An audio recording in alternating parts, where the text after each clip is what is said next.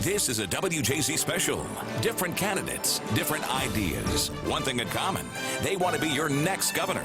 WJZ, the University of Baltimore, and the Baltimore Sun present the Maryland Democratic Gubernatorial Debate. Now, Vic Carter. Hey everyone, I'm Vic Carter. Maryland's primary election is June the 26th. Voters will make a lot of important decisions. That's why WJZ is broadcasting this special forum so you can hear directly from the candidates. Tonight, candidates running for the Democratic Party nomination for Maryland governor will discuss the issues. Tonight's forum is brought to you by WJZ, the Baltimore Sun, and the University of Baltimore. We'd like to thank the candidates for being with us here this evening. The candidates for the Democratic Party nomination who received at least 2% public support by poll results or who demonstrate formal campaign activity as defined by the Maryland League of Women Voters were asked to participate in this forum. The candidates are Jim Shea, Richard Madaleno, Ben Jealous, Valerie Irvin, Rushern Baker, Alec Ross, and Chris Vignaraja. Questions will be posed by our panel. They are Andrew Green, editorial page editor of the Baltimore Sun, and Dr. Ann Cotton, director of the Schaefer Center for Public Policy here at the University of Baltimore. And of course, myself, Vic Carter of WJZ TV. The order of opening statements was determined at random. The moderator can repeat the questions for the candidate if needed. Candidates may not interrupt one another, and time limits for each question is 60 seconds. The timekeepers will warn candidates when they have 30 seconds left. There will be no time allotted for rebuttal. Each candidate will also be given 1 minute for opening and closing statements. Now first to the opening statements. And to begin, Jim Shea. Hi, I'm Jim Shea, and I'm running for governor because we have to beat Larry Hogan. Maryland's future depends on it. I'm a lifelong Baltimorean.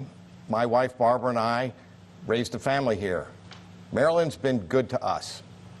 During my career, I have led the 12 public colleges that make up the university system of Maryland. I have fought for mass transit, and I have worked to revitalize East Baltimore and West Baltimore, all while building a business and creating jobs. While Marylanders have focused on Donald Trump, Larry Hogan has led us in the wrong direction. Our schools are slipping, we sit in the worst commuter traffic in the nation, and our economy lags behind our neighbors. My running mate Brandon Scott and I will get Maryland back on track. And with wise investments, we will build a better Maryland for our children. Thank you. Mr. Madaleno. Thank you, Vic. Thank you to WJZ, the Baltimore Sun, and the University of Baltimore. Good evening. My name is Rich Madaleno. I'm running for governor with Luanda Jenkins, my running mate. I am a father, a husband, a lifelong Marylander, a Maryland state senator, a Democratic voter in the state of Maryland, and a lifelong fan of the Washington Capitals. I'm here tonight to talk to you about my vision for Maryland, to make some promises, but you should be assured that when I say I'm going to do something, I've got the record of actually coming through for the people of the state of Maryland. On passing the decades-long struggle for marriage equality, the DREAM Act, on making sure every child in Baltimore City has a free meal today in school. That's my record. Look, sadly, the Republican Party in this country doesn't exist anymore. It is the party of Donald Trump. And make no mistake, if Larry Hogan has a second term, he will have to kneel before Donald Trump like every other elected official, every other Republican in this country. We need a strong Democratic governor, a governor who might make big promises but has a record of actually delivering. Thank you. Thank you. Now to Ben Jealous. Hi, I'm Ben Jealous. I'm the former national president of the NAACP. And I'm running for governor because I have a vision to finally fully fund our schools, a vision to make sure that everybody in Maryland has health care and nobody has to fear being driven into poverty to use it. I'm the only candidate up here with a plan to move us to state-based single payer, a vision to end this era of massive student debt and pay for it in large part by ending mass incarceration. Now, folks will tell you that the things that I want to do are big, and they're right. But as an organizer, as a civil rights leader, I've specialized in getting big things done. I was named Person of the Year by the Baltimore Sun because in 1 year I led the successful effort to abolish the death penalty in our state, while co-chairing the successful effort to pass the DREAM Act, while helping to make sure that marriage equality passed on the ballot.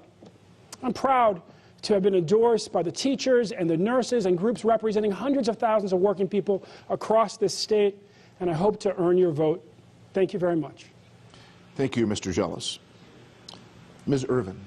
Good evening. My name is Valerie Irvin, and it's really good to be here on the University of Baltimore campus because I'm an alma mater. I graduated with a master's degree in public administration from this great school, so it's great to be here. I'm a mom and a grandmother, and I never intended to be in politics. Like many women, we do not self-select.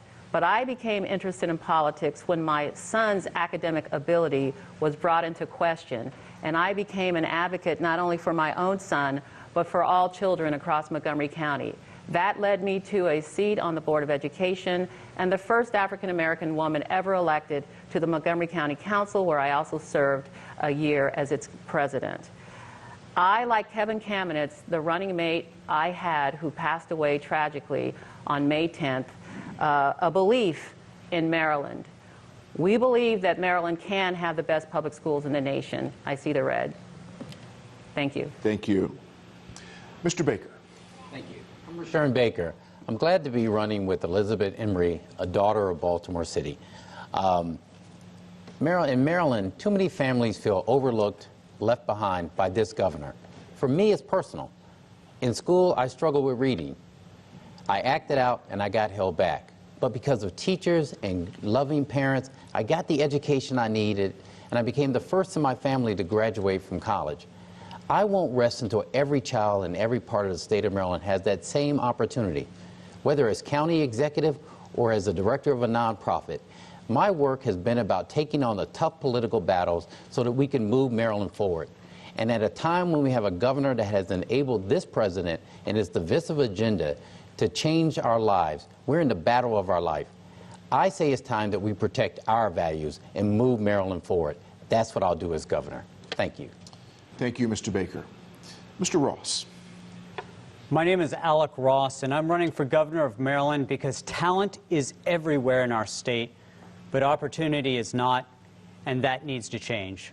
For all we have going for us, out of all 50 states, Maryland is the only one whose economy is actually supposed to go down over the next year. Too many of our families have members who are struggling with mental health or substance abuse issues. Too many of the sixth graders that I taught in Baltimore City Public Schools died or in jail. It doesn't have to be that way.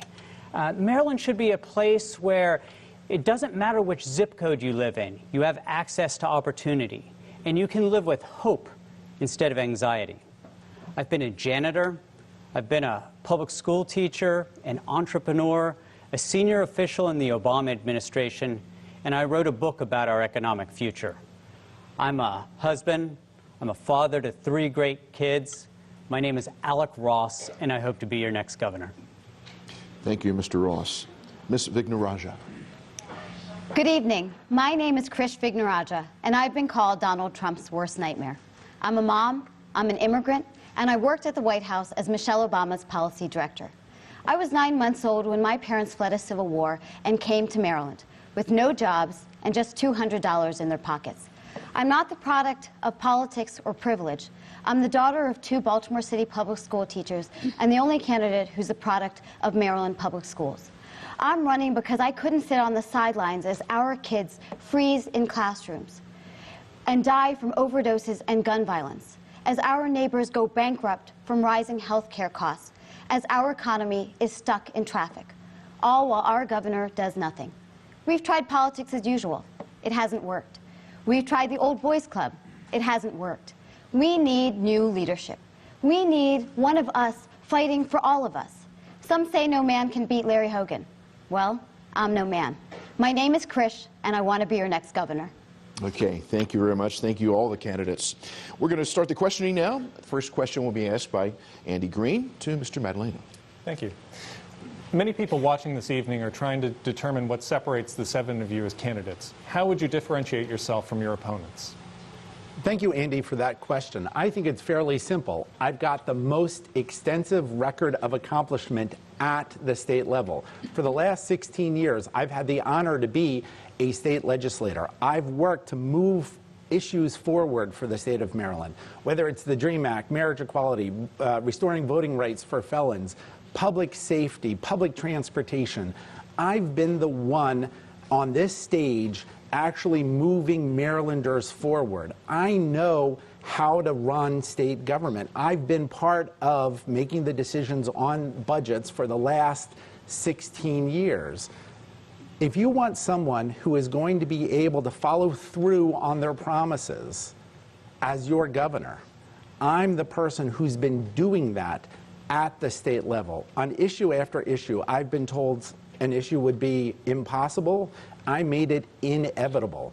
I'm very proud of my record, and if given your honor to serve as your governor, I will deliver on the promises I'm making, because that's what I've done. Thank you. Mr. Jealous. I'm the one who the teachers trust to finally fully fund our schools. I'm the one that the nurses trust to finally fix our broken healthcare system.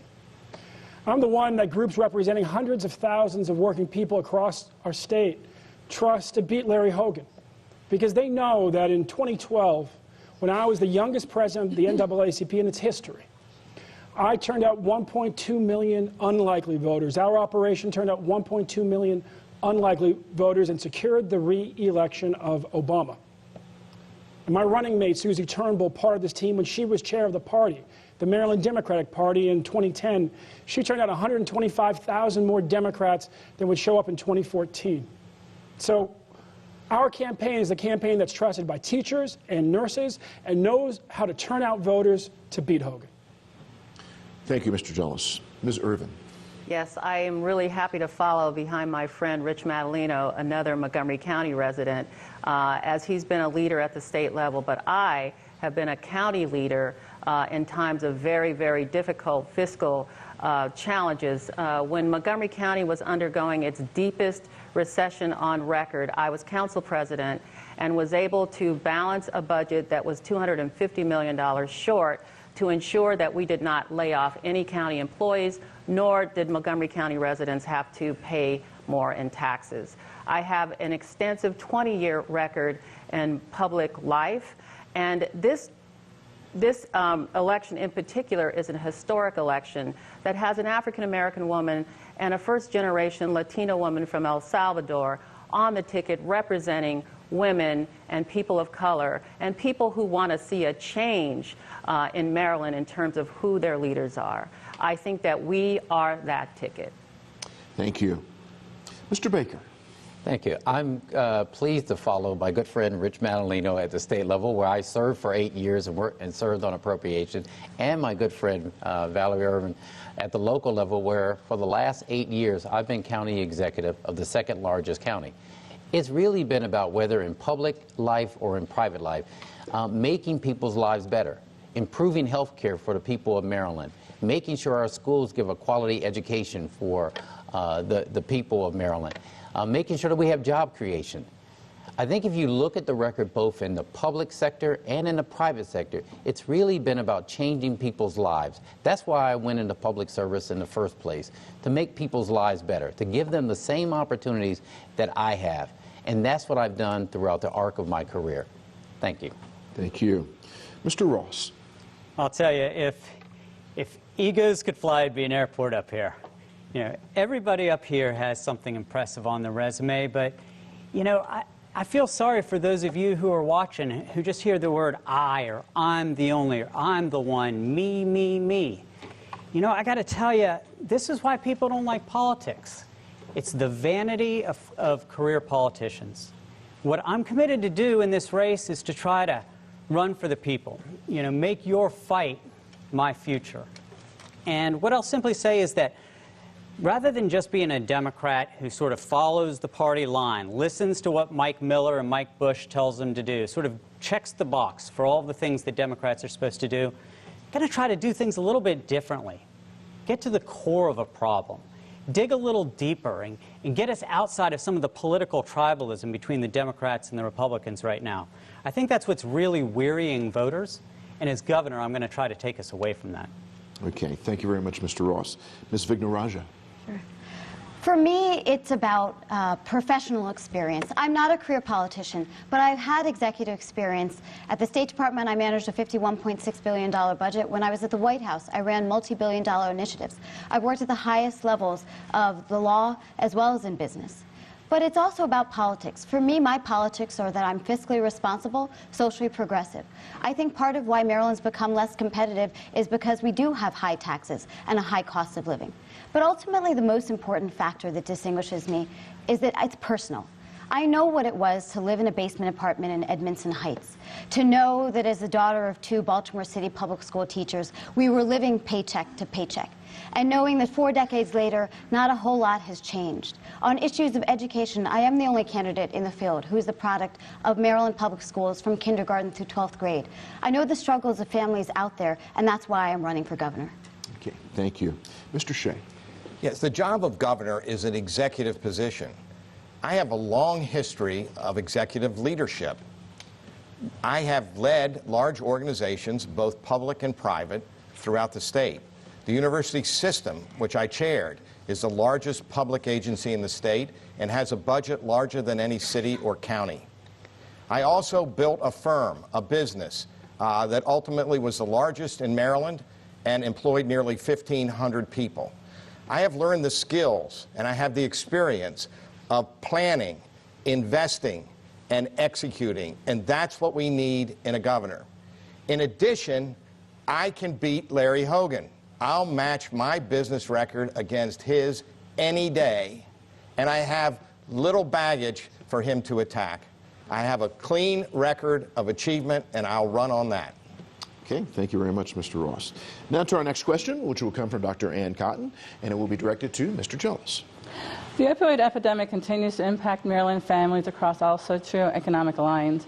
Governor Hogan declared a state of emergency and created the Heroin Opioid Task Force to address the issue. Do you think his efforts have gone far enough? What would your approach be? You know, one of the things that's most disappointing about our governor is that he campaigned on this crisis, and then he waited 2 years until the re-election season had begun before doing anything. And then he declared a state of emergency and didn't do very much. I've sat with 13-year-old girls. One with a blonde ponytail and tennis racket in her hand came up to me, just wanted to talk about the 3 classmates she'd buried in the last 12 months because they had become addicted to pills. We have to make sure that there is a crisis team in every corner of our state. Our governor's funded 1. Our state leaders asked for 10. I'll make sure we get all 10. We have to shift to recovery on demand, because when you tell an opiate addict, oh, call back in 3 weeks and we might have a bed for you, you may have just signed their death certificate. I'll make sure that here in the city we stop rationing the life-saving drug Narcan or naloxone, as it's also known, because we have to make sure that we do what the doctors say. It's the best thing to save lives. We are losing more people to opiate addiction in the city than we are to bullets, and it's got to stop. Thank you, Mr. Jealous. Ms. Irvin. Yes, the Hogan administration's plan is woefully out of date, so we have actually no way of knowing the extent to which his recommendations have helped anyone. In fact, the Hogan Heroin Opioid Emergency Task Force has not reported on progress at all for nearly 2 years. The good news is that we do know what to do to help stem the tide of this opioid epidemic in our state, which is very, very serious. We need to create a statewide plan that has 4 principles. The first, person-centered, evidence-based, scientifically sound. It's rapidly scalable, accessible, and available throughout the entire state of Maryland, that it's politically viable, and finally, financially sustainable. Thank you. Mr. Baker. Well, I can tell you firsthand that it's not working, because every day in Prince George's County, I have to deal with this issue. Just like the mayor of Baltimore, just like the executive in Howard County and Carroll County. The governor has waited 3 years to just acknowledge that we have a problem. What we've asked for at the local level to deal with it is more access to bed space, expansion in healthcare so we can get treatment on demand, to allow us to stop using our jails as the hospital for people who have experienced overdose. That's what's going on right now. The governor has been missing in action in this. As governor, I understand the issue intimately. That's why, when I become governor, we're going to actually not just talk about it, we're actually going to do the things that we've tried to do at the local level, which is expand the experience with our first responders, but also provide access to health care to those folks that need, and access to treatment centers on demand so we actually can do something about this issue. Thank you. Thank you, Mr. Baker. Mr. Ross. I don't think that attacking Larry Hogan is going to help one addict. Look, I agree with my colleagues up here that we need to do more. We need to create treatment on demand. We need wider access to Narcan to reduce the number of overdoses. But that's what all Democrats think. And it's good that all Democrats think that. I'm among them. But if you really want to solve the problem, identify that the problem is that in a state of 6 million people, we have 380 million opioid pills. That's 60 pills for every resident. And you know what? We're really going to need all of that treatment on demand as long as there are 60 pills for every resident. What I would do as governor is make us the national pioneer for moving to non-narcotic pain management. People all around the world have pain. They have it in Canada, they have it in South America, they have it in Africa, they have it in Europe.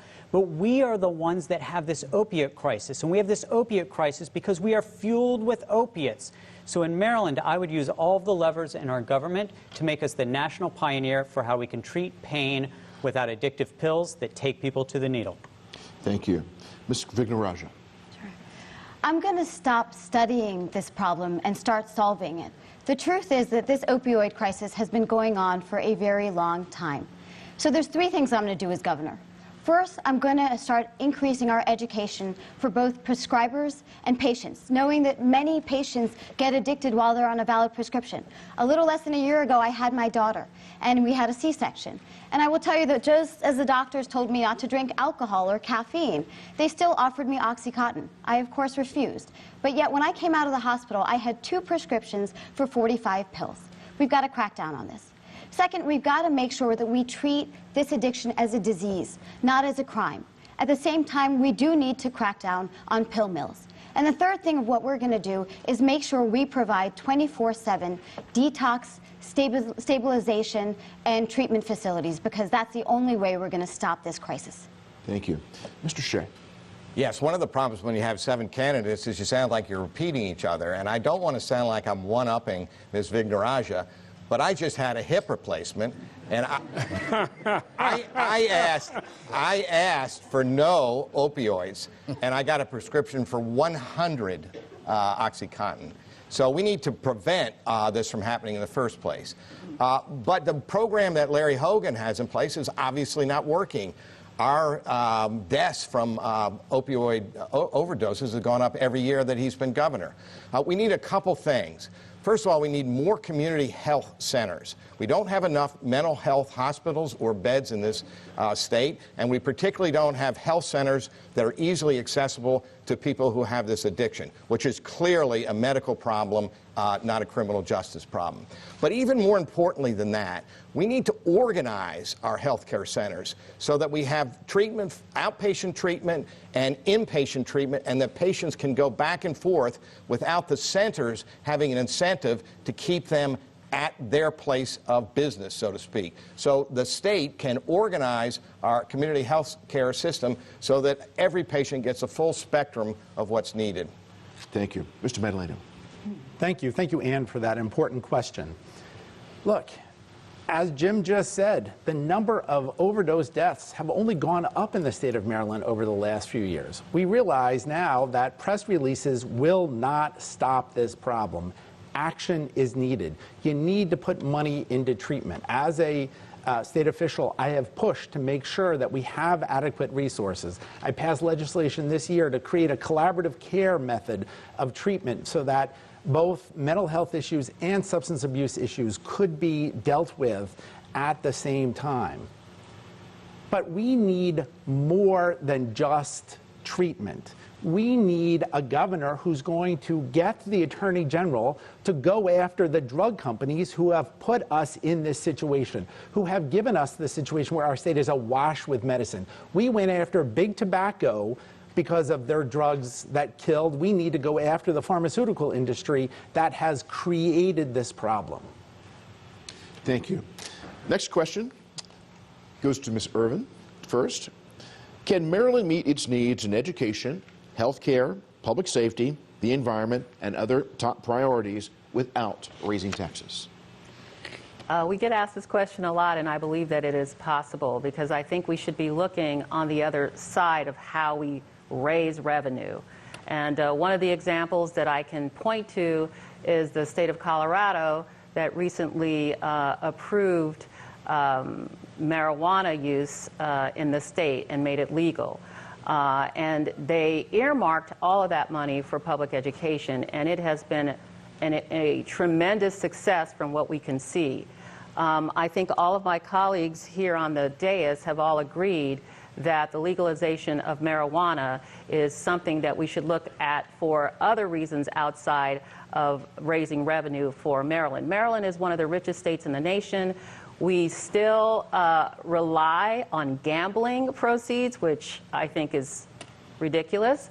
And we are also getting ready to pay $8 billion to the richest man on the planet, Jeff Bezos, to come to Maryland with Amazon. I think that decisions that have been made by the governor and the state legislature have put Maryland in a precarious situation. I come from a county that just passed, I'm sorry, I'm being told to stop. Okay. Term limits is where I was going. Mr. Baker. No, I think you have to prioritize your budget. And for the last 8 years, I've done that.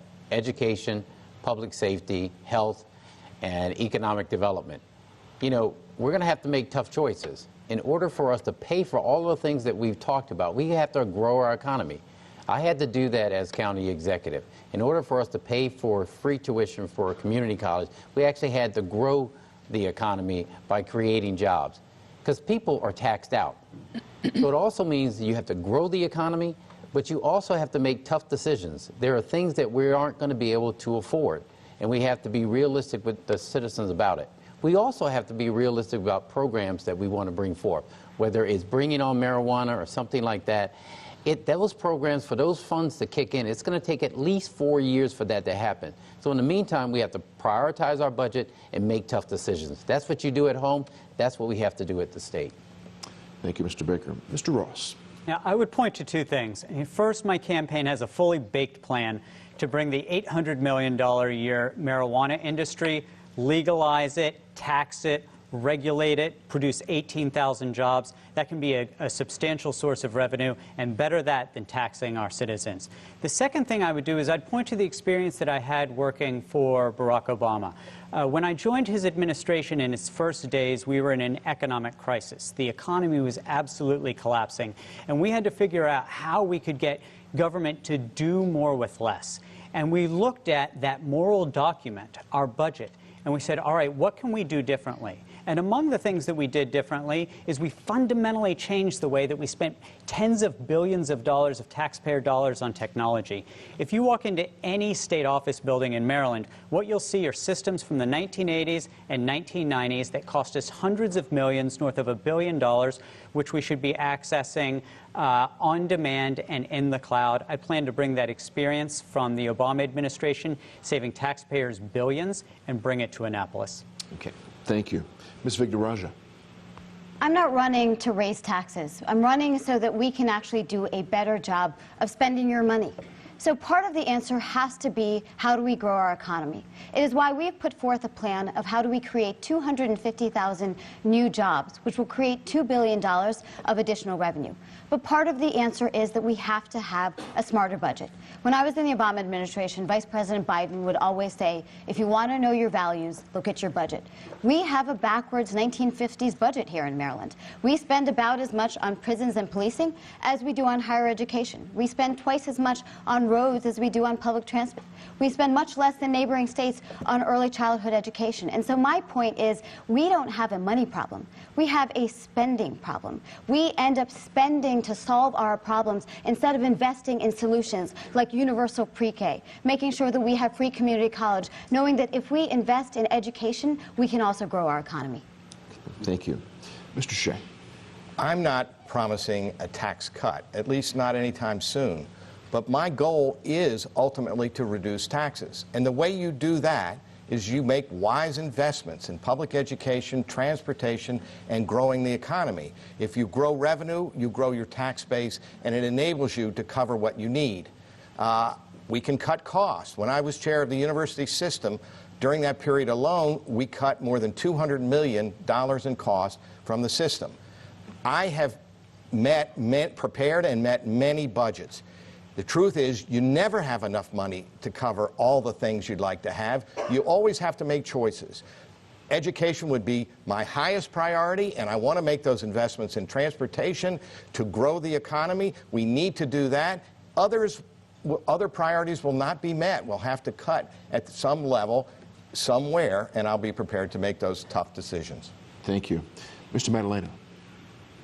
Thank you for that question. Thanks to the hard work of the last few years, we have established a budget policy that is going to give our next governor, when they walk in the door, a $500 million surplus that should be put into education as priority number one. I mean, you've heard it from all of us. It's clear as Democrats, we value public education. We will put that money, any one of us, into public education. We will realize the dream of the Kirwan Commission, which is a great public school system, a great public school, and a great teacher for every child in our state. But I want to remind the voters that on his third day in office, Larry Hogan tried to cut public education by $1 billion. I stood up to him and said no. And now he puts in record amounts of money into education because he's simply following the law. We need a governor who's going to make sure we follow through on the promise of a good public education. We can do that without tax increases.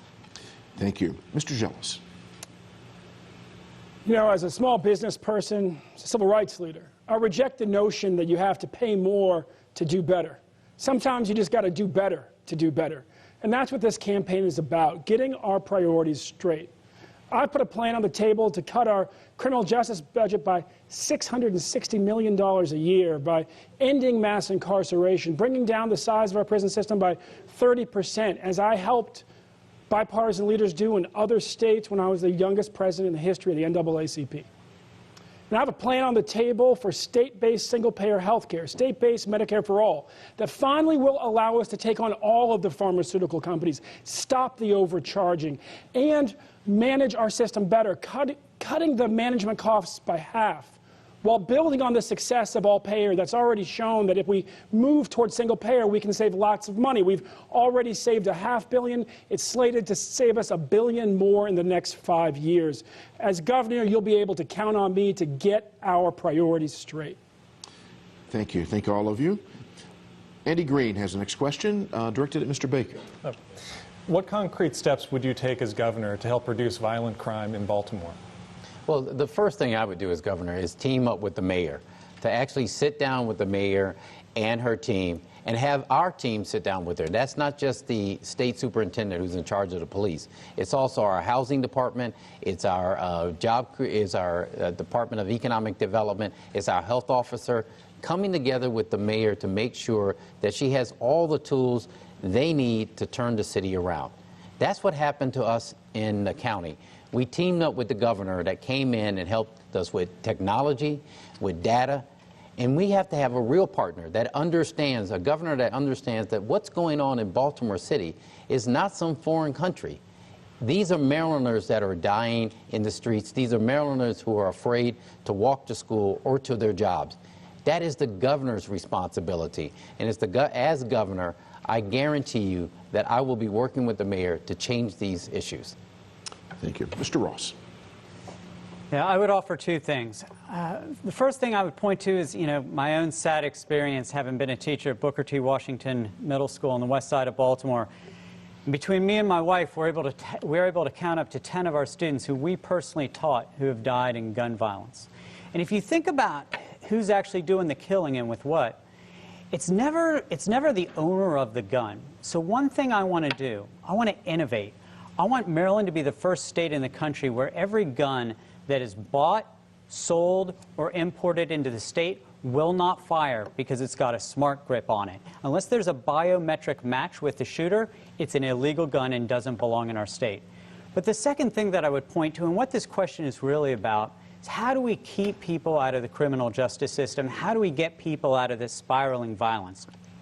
And this is a case where I disagree with my colleague Ben Jealous, who believes that ending mass incarceration is going to save us money. I think that ending mass incarceration should cost us money, and it's money we ought to spend. If you don't want 16-year-olds to drive out to the suburbs and kill a cop, invest in them when they're 6. Invest in pre-K. It's education or incarceration. Invest deeply in our young people, and we will see fewer people committing violent crimes later in life. Thank you. Mr. Vignarajah. Sure. In Baltimore, we have had a mass shooting every month. We have had over 1,100 deaths since 2015. 90% of those have been killed by gun violence. 90% of the victims have been black men. And so for starters, I will end our failed policies, including mass incarceration, zero tolerance, and the racist war on drugs. But it's got to be about a comprehensive set of strategies. I'm going to first and foremost make sure that we end the school to prison pipeline by actually funding and supporting programs like Operation Safe Kids that Governor Hogan cut. I'm going to also make sure that we treat addiction as a disease, not as an issue of criminal justice. We're going to also legalize marijuana and end the cash bail system. But we also have to realize that this question of crime is not just an issue of criminal justice. It's an issue of poverty, of public health, of economic and educational opportunity. And so if we invest in our schools, if we invest in our communities, we will address crime as well. Thank you. Mr. Shea. My running mate, Brandon Scott, Baltimore City Councilman, and I are the one true Baltimore ticket in this race. We were both born here, we grew up here, and we've devoted our professional lives to Baltimore. Brandon Scott, in particular, has served as chair of the Public Safety Committee. He has a wealth of experience and a dedicated set of ideas as to how to approach this problem. There are 3 related problems. We have an epidemic of violent crime, we have an inadequate system of restorative justice, and the community has lost trust in law enforcement. We need to solve all 3 problems. Solving just one won't be adequate. All 3 need to be solved.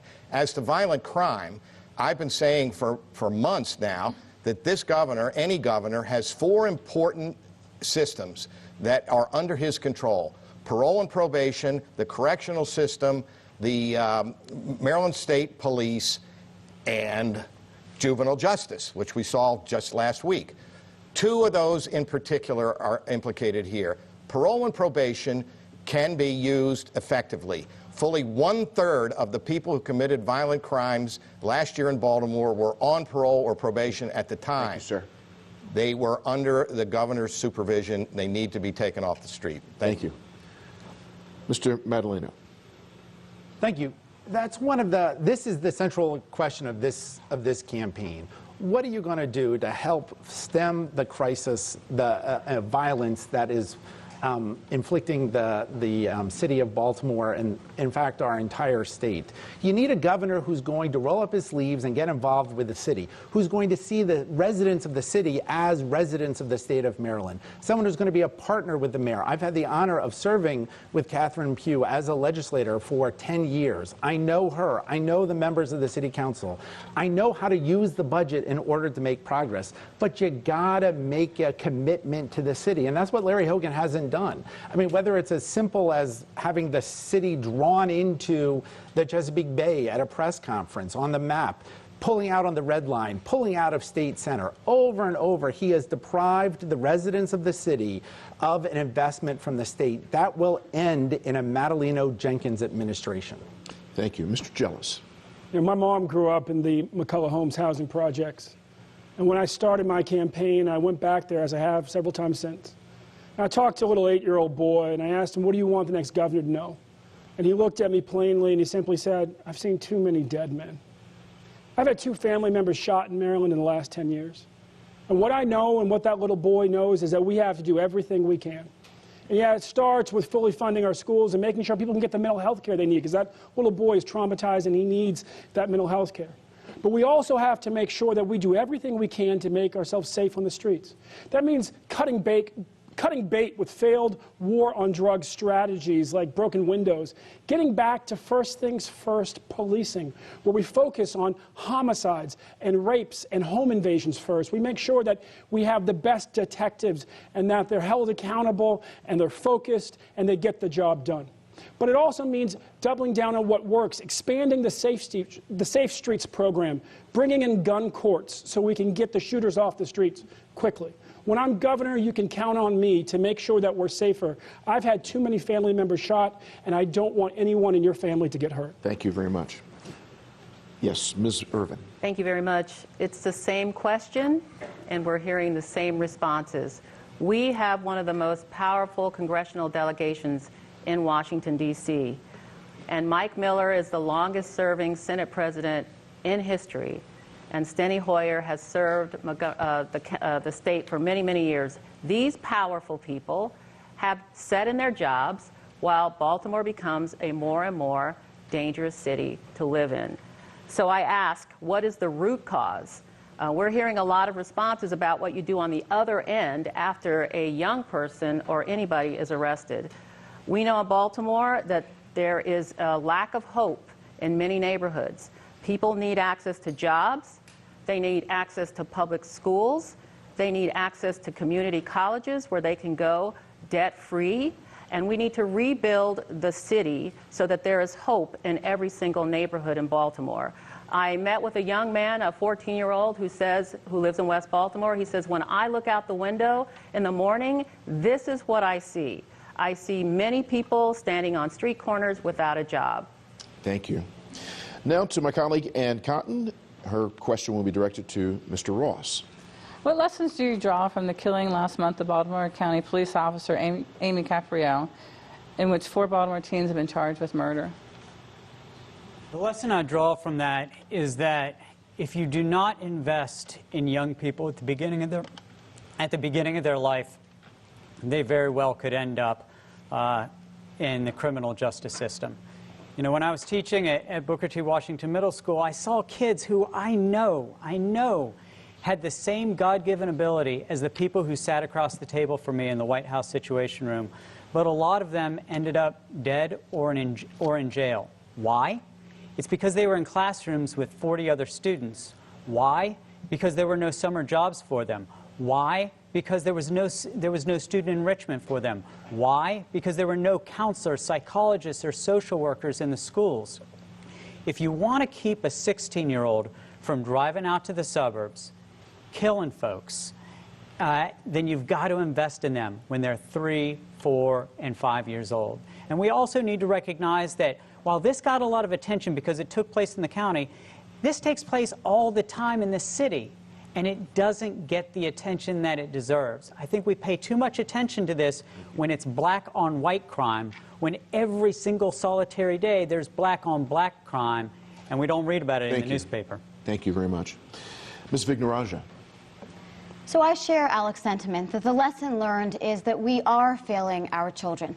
When I went to Woodlawn High School, this type of incident was unfortunately not rare. We knew that there were kids who were involved in commercial robberies, in carjackings. And so that's why, for me, education is a top priority. Education is the reason I'm running. I'm the only candidate in the field who is the product of Maryland public schools from kindergarten through 12th grade.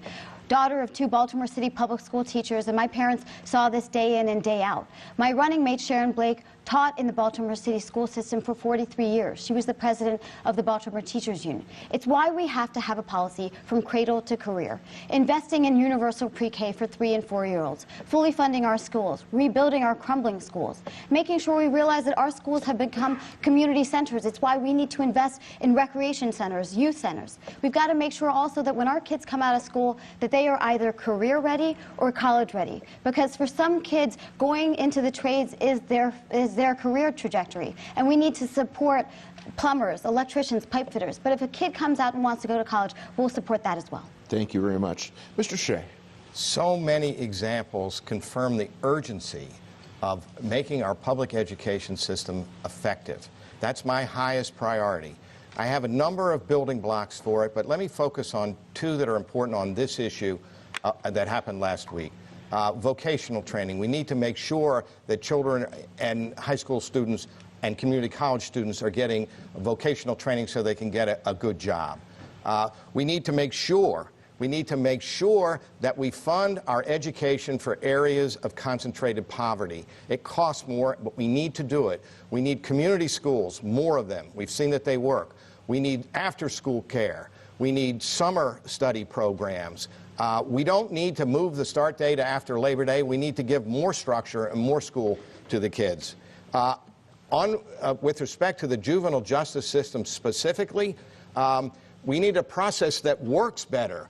Apparently the mother of this child begged the system not to release him, and apparently he had a leg signal on his ankle that showed that he was outside the area he was supposed to be in. We need to get on that when that happens, and it didn't happen here. Thank you very much. Mr. Madaleno. Thank you for that question. I think one of the clear lessons is we are very fortunate as a community to have people like Amy Caprio who are willing to put on the uniform and go out every day and try to protect our communities. I thank her sacrifice for our community and all the people in law enforcement who work to protect us every day. Look, the system failed. It failed the officer. It failed all the young men whose lives are also over as a result of this. The mother in this case begged juvenile services not to send him home because he needed services we haven't been providing, because we have a governor who hasn't made it a priority to put those services in, who hasn't funded the diversion programs, things like Safe Streets. I'm proud that this year we made the largest investment in violence diversion and prevention programs in our state's history. And as governor, I will keep that up, continuing to make sure people don't, young people in particular, don't fall into this sort of situation. Thank you. Mr. Gillis. My heart goes out to Officer Caprio's family and her colleagues. I've had family in law enforcement in Maryland for decades. I have cousins who woke up today and picked up their gun and their badge and went to work. And when you have family in law enforcement, you feel it just a bit deeper. But you don't have to have family in law enforcement to understand what a tragedy this is. I also feel for the family of this boy who begged and pleaded for more help and didn't get it. And now look where we are. The lesson I take from this is that we are all one. And the moment that we really begin to invest in our officers and make sure that they have what they need and we recruit and retain the best ones, we will get safer. And the moment that we begin to invest in all of our kids, as if they are truly all our kids, not disowning them because they're in the wrong zip code or they're born of a different color, but actually fight for all of them as if they are all our kids, we will get safer and stronger too. And you can count on me as governor to stand up for all of us, to fight for all of us, to treat all of our officers as if they are our sons and daughters, and all of our children too. Thank you. Ms. Irvin. Yes, I was on air in Baltimore, on a Baltimore radio station, when I heard the mother of this 16-year-old boy sobbing about how she pleaded to keep him inside of the institution where he was. And he had just stolen his 4th car in a row. I am the mom of 2 sons and the grandmother of a 16-year-old, and I know he's a boy. And what that struck in me was, as a grandmother, the concern and what happens in violent crime situations is not just the person who was murdered, in this case the officer, but also the family of the child who will maybe possibly spend a lot of time in prison. So we need to look at this again. I'm repeating myself from the last question we talked about. The DJS system is broken. Governor Hogan immediately blamed the whole situation on the Baltimore city attorney. And I think this is a real tragic situation, and we can do better. Thank you. Mr. Baker. Let me just finish Ms. Irvin's thought. You know, the governor's first reaction was to blame the state's attorney in Baltimore City, rather than looking at the juvenile justice system that he controls, or the fact that we failed the officer and we failed the child. Why? Because we haven't paid attention to the things that are happening while we have these young people in our custody, like providing them with education and training to make sure they don't go back to the same lifestyle. Why? By providing them with health care and mental health and behavioral health, so they're changed. But also failing to provide them with great public schools so we catch them early and we don't have this situation. Or failing to actually provide real job opportunities so people have other things to do than to just go out there and steal cars. I see it personally every day, because when an officer is shot or an individual on our streets are shot, I get a notice from that. When you do that every day of your life, you take it personal. In this case, we failed. As governor, I won't. Thank you very much. Many of you had some very good things to say about education. We have another education type question for you. Maryland's Commission for Innovation and Excellence in Education, better known as the Kirwan Commission, concludes that when it comes to its public schools, Maryland is a middle-of-the-pack state and a middle-of-the-pack country. What do you think is the most important thing we can do to change that? Beginning with Ms. Vignarajah. Sure. What we need to do is, as I mentioned, institute a cradle-to-career policy. Yes, some part of this is making sure that we fully fund our schools, but where that money goes to is the more critical issue. I've obviously touched on a few issues, including making sure we invest in universal pre-K, but also rebuilding the crumbling schools. I know what it was to sit in a so-called temporary trailer, that at Woodlawn is still there a couple decades later. A child cannot learn in sweltering heat and freezing cold, but part of it is also investing in science, technology, engineering, arts, math, financial literacy, and civics education. Part of it is also making sure that we don't just simply teach for the test, and instead we actually treat teachers like the professionals they are. But we also have to make sure that when our kids come out of school, that if they do want to go into the trades, they can, for example, get an AA degree just as they're able to at Woodlawn High School. But likewise, if a kid wants to go to college, I don't want financing to be the reason they don't, which is why we're guaranteeing free community college as well as debt-free tuition at our HBCUs, because this is the way in which we make sure every child realizes their potential. Thank you. Mr. Shea. Thanks to the Kirwan Commission, education is an issue on which Larry Hogan is vulnerable. I worry that if our nominee is Prince George's County Executive Baker, Larry Hogan, with all his wiles and all his money, will be able to exploit the problems that his school system has had in Prince George's County, whether it's a hand-picked, failed superintendent or inflated graduation rates. My record in running the university system saw no such difficulties during my tenure. As to the Kirwan Commission report itself, he has a full package of building blocks that will create a great school system. If you pick out one or two, or even several, you won't get the full impact. It moves from early childhood education to vocational training to money for areas of concentrated poverty, an improved teacher track. All of these are necessary. It's a great investment. The returns for greater revenue for the state and declining expenses will come in short order. We have to do it. Thank you, Mr. Shane. Mr. Madalena. Thank you for that question. Interestingly, I am the only candidate up here who is actually a member of the Kirwan Commission, who has spent the last 18 months working on trying to solve this problem.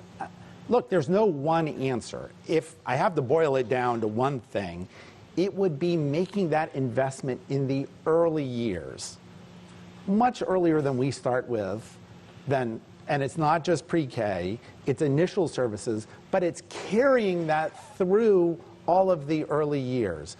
We need to start with an investment in making sure every young person is able to read and do math at grade level, internationally benchmarked by 3rd grade.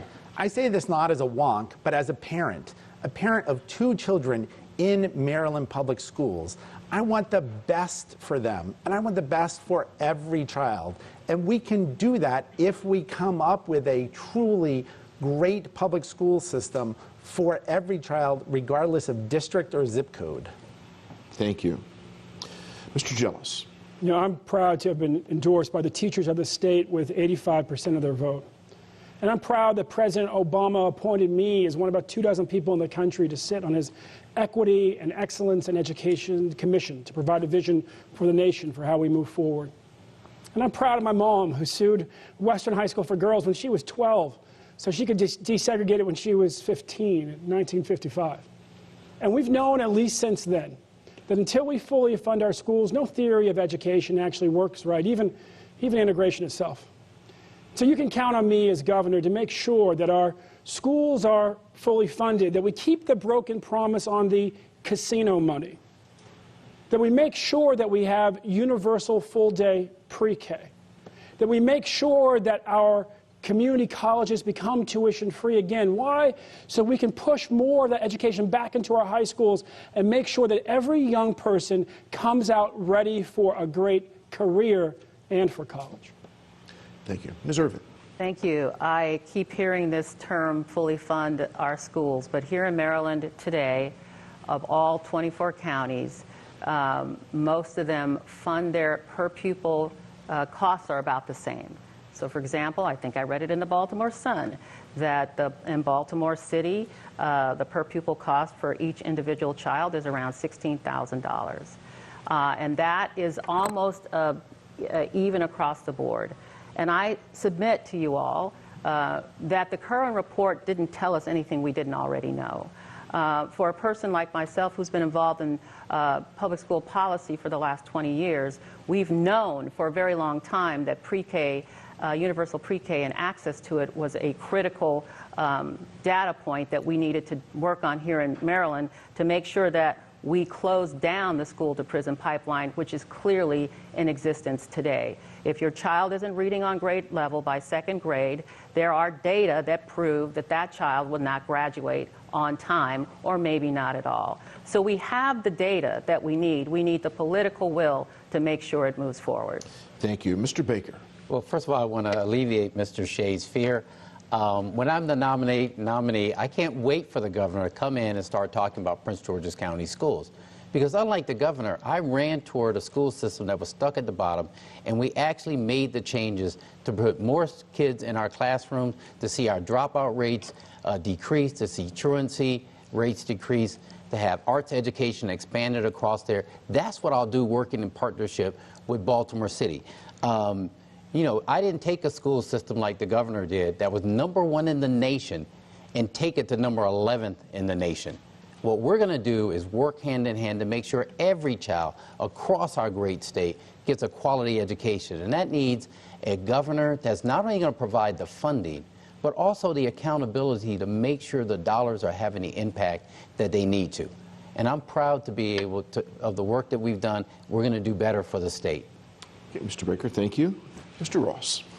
If you are watching this at home and you've got a copy of today's Baltimore Sun nearby, open it up. Or hop on your phone or your laptop and read the editorial in today's Baltimore Sun that evaluates the education plans of every candidate up here. I praised my campaign for having the most far-reaching and comprehensive education plan. Look, it's the product of somebody who's been a Baltimore City public school teacher, married to a woman in her 3rd decade as an educator in Baltimore City public schools with 3 kids in the Baltimore City public schools. But let me focus in for the purposes here on one thing. It shouldn't be the case that if you don't go to college, it's an economic death sentence. And so what I want to do in education that's a little bit different is I want to create some world-class apprenticeship programs. I want it to be the case that instead of having a weird barbelled economy like we have in Maryland right now with knowledge workers and with people working at or around minimum wage, we need a pathway that begins for people as young as 15 and 16 years old into the skilled trades. These are good jobs, they're well-paying jobs, they're jobs with dignity. Okay, thank you very much. Next question from Andy Green will be directed to Mr. Shea. Many of you promised during this campaign to stand up to President Trump. Tell us, what has President Trump done to hurt Marylanders, and what would you do about it? I only have 60 seconds to answer that. Donald Trump is a bully. I've faced a lot of bullies in my career. They're arrogant, they're rich, they want their way. There's no way to make a compromise or temporize with a bully like Donald Trump. You have to take him on and you have to beat him. which is what we're going to have to do at the polls. Let's start in 2018 with the Congress, and in 2020, the presidency. But where to begin on what he's done to Maryland? He's threatened the Bay funding, and worse than threatened, he's cut regulations that protect discharge into the rivers that flow into the Bay. He has engineered a tax bill which is very bad for Marylanders. Not only did we lose several deductions, it in fact increased our own taxes, which this governor let go through, the equivalent of a tax increase. He has attacked the very fundamentals of our democracy, the courts, the independence of the courts, the free press. He's attacked women. There's nothing that he's done and of a public nature that I approve of except one thing. He said that he would fund a lot of infrastructure improvements. Thank you, sir. And I was shocked to find out that he lied about that he hasn't done that. Mr. Madaleno.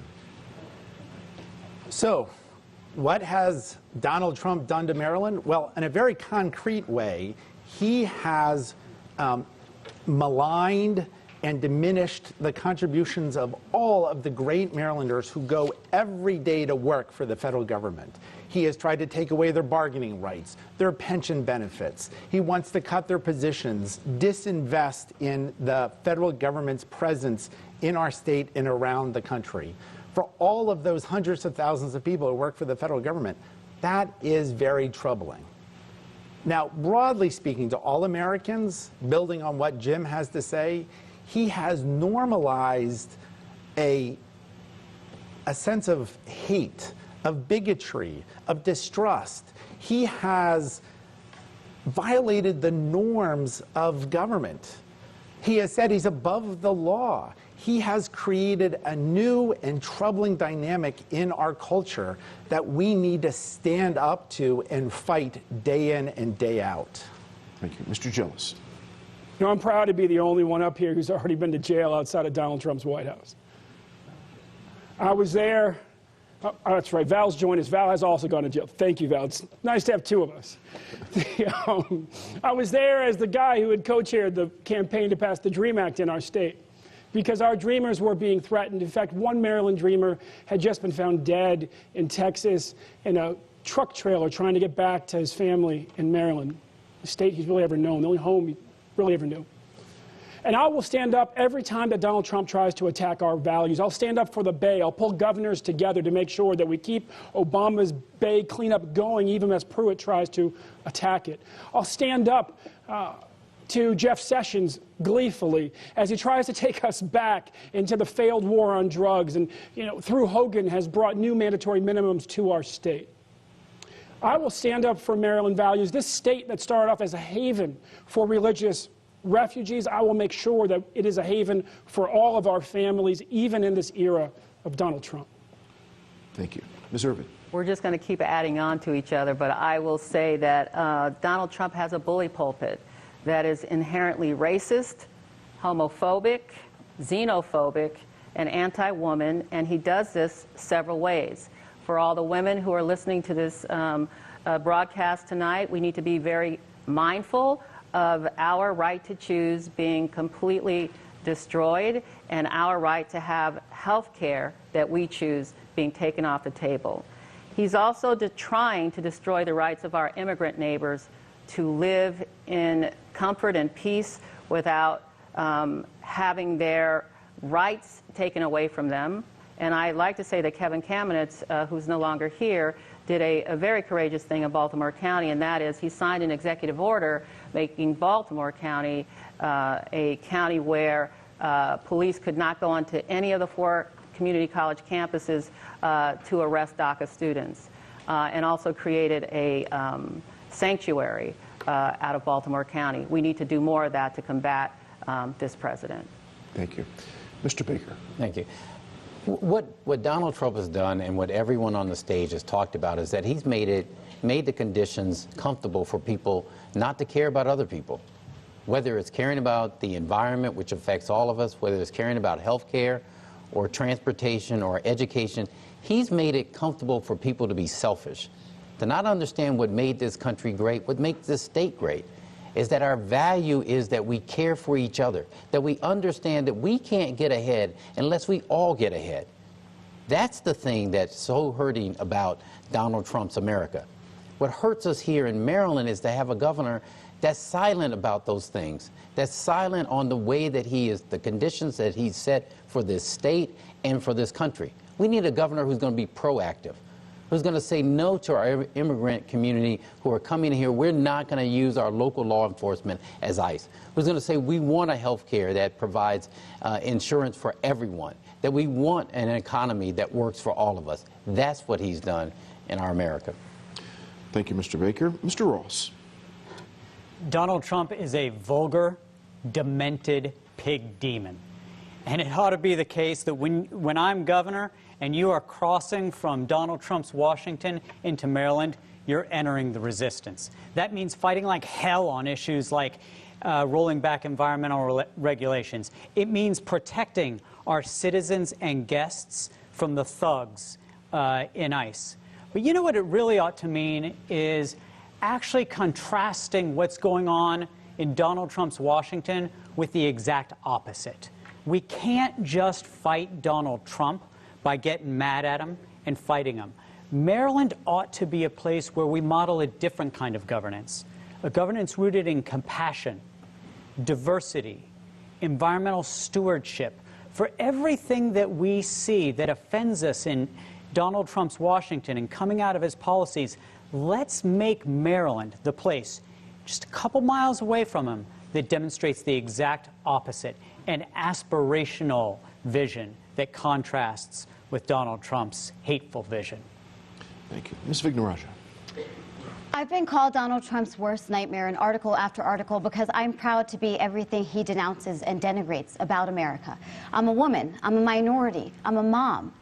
And I believe that part of why it is so exciting that when I selected Sharon Blake as my running mate, we were the first all-woman of color ticket in the nation's history.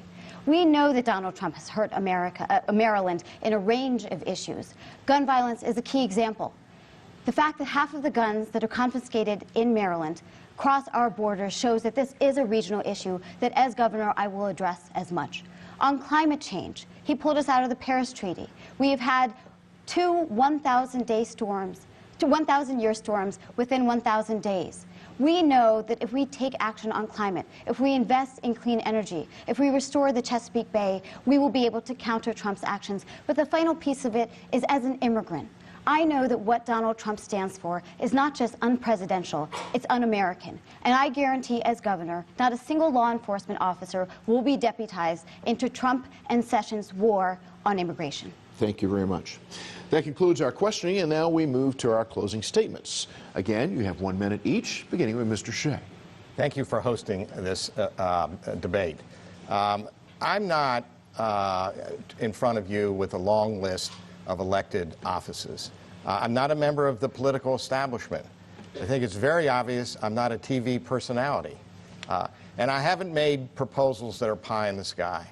What I do bring is a long record of leadership of large organizations. I'm an open book. My running mate, Brandon Scott, and I disclosed our tax returns. Other than Rich Madaleno, nobody else on this dais has done that, including several, Ben Jealous among them, who promised to do so. What I bring is leadership and executive ability of large organizations, enabling them to achieve the mission that they want to achieve. I can also beat Larry Hogan. Not only can I point out that his silence is not neutral, it enables Trump, but I can match my business record against his any day. Thank you all for having me. Thank you. Mr. Madaleno. Thank you for this wonderful event. Thank you for tuning in to listen to our views. The Washington Post and the University of Maryland released a poll today that showed me as the candidate the Democratic candidate who stands the best chance of beating Larry Hogan. Why? Because I've been beating him year in and year out as a member of the General Assembly. I led the charge to stop his cuts to education, to stop his cuts to health care. We have forced Larry Hogan to embrace many of the Democratic policies that we have championed because we've overridden his vetoes. But we can't afford to let Larry Hogan have another term in office. If you want to know what that's going to look like, just look at New Jersey in a second term with Chris Christie. Look, the stakes are very high. But you want a governor who's going to be able to get things done. That's what I bring. A proven record of results. A belief in our system. Relationships with the other people in office you're going to have to govern with. If you want to get things done over the next 4 years, if you want a great Democratic administration, you want Rich Madaleno and LaWanda Jenkins as your next governor and lieutenant governor. Thank you. No, Mr. Gillis. thank you. I just want to end this with a moment of gratitude. Gratitude to the station and to the Sun and to the school, but also gratitude to my mom, who called me this weekend and she said, "Baby, where are you headed?" I said, "I'm going over to a meeting in Potomac." And she said, "Wow." She said, "You get to go places that as a child we were afraid to go." And she got real quiet and she said, "You know, I grew up in segregation in Maryland. I got picketed at my high school." She said, I had to leave the state to marry your dad and to raise you." She started to cry and she said, "And now you're running for governor. Thank you, baby. It's just healing." I'm running for governor to finish what my mom, who was an organizer and a teacher here in Baltimore, and my dad, who was one as well, were part of, to make sure that we ensure that every child has a great opportunity, no matter what zip code they're born in or what color they're born, and that no senior has to fear that their life will turn into a nightmare. Folks say the things I want to do are big. Well, I have a track record of getting big things done. Thank you very much. Ms. Irvin. Yes. Less than 1 month ago, I was running for lieutenant governor with Kevin Kamenetz, my running mate, who was running for governor, and he is no longer here with us. So my unlikely journey led me to a quote from a pastor that gave a sermon recently, and he said, "Courage doesn't come from the mountaintop. It comes when you're in the valley." We've been in the valley. My running mate, Marisol Johnson, and I have had to fight to get our names on the ballot. And we will continue to run our race for governor and lieutenant governor, even though Marisol's name will be a footnote in history.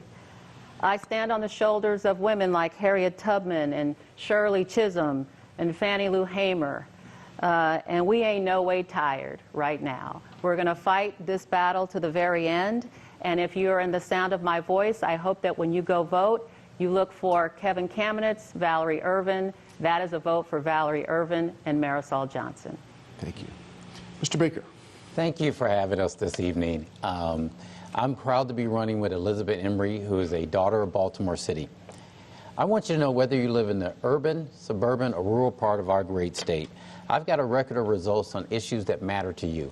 If you remember only one thing about what I've said this evening, I want you to know that improving our healthcare system, providing a quality education, and creating job opportunities isn't some political game for me. It's personal. I've learned as a caregiver for my wife why we need the best healthcare system for you. I've seen what transforming neighborhoods means for families that are struggling, which is why I want to create an economy that works for all of us. From my personal life, I know how important public education is, which is why I want us to have the best education system possible. I'm running for governor because I don't believe that you lead by simply doing what is easy, but you must have the courage to do what is right. That's what I'll do. Thank you. Mr. Ross. Larry Hogan's a terrific politician. You know, he lowers the tolls on the Bay Bridge, he tweets out pictures of puppies, and people just love it. But can't we do better than that in Maryland? Can't we have a higher watermark than do no harm? Maryland is a place where we imagine and invent the future. We're the home of Johns Hopkins, the Applied Physics Laboratory, the Goddard Space Center. Let's imagine and invent a future where it doesn't matter which zip code you live in or who your mother or your father is, but you've got access to opportunity to fully realize your talent. You know, my oldest son goes to a high school where when it's cold outside, it's cold inside. My youngest child, he's in school right now, shoulder to shoulder with 36, 37 other students. In those kinds of environments, it's hard for our young people to realize their potential. We can do better in Maryland. My name is Alec Ross. I hope to be your governor where we can imagine and invent a better future. Thank you. Ms. Vignarajah. If you've made it this far into this debate, first, you deserve an award for stamina. And second, that means that you've heard a lot of promises from a lot of politicians. We all have. I remember growing up in a basement apartment right on the Baltimore County city line, living paycheck to paycheck on my father's public school salary, hearing from politicians that help was on the way. It rarely came. It's why I'm running, because we've got to help ourselves. We've got to guarantee our kids a world-class education. We've got to make sure that they get quality health care, and we've got to make sure that they are not dying from gun violence. We've got to make sure that we stop crime, but we've also got to make sure we address high taxes and the high costs of living here. We've got to make sure that one of us is running for all of us. From the Women's March and Black Lives Matter to Me Too and March for Our Lives, it's time for a new generation of leadership. My name is Krish, and I hope that together we can fight for Maryland's future. Thank you very much. Well, that brings tonight's forum to a close. We, of course, want to thank all of our candidates for joining us here today. We want to remind each and every one of you that Election Day is June the 26th. We want you to go out there to vote. And so for Dr. Ann Cotton here at the University of Baltimore and Andy Green from the Baltimore Sun, I'm Vic Carter from WJZ-TV. Thanks so much for watching. Good night. Thank you for watching a WJZ special, The Candidates Debate. To hear more, go to WJZ.com.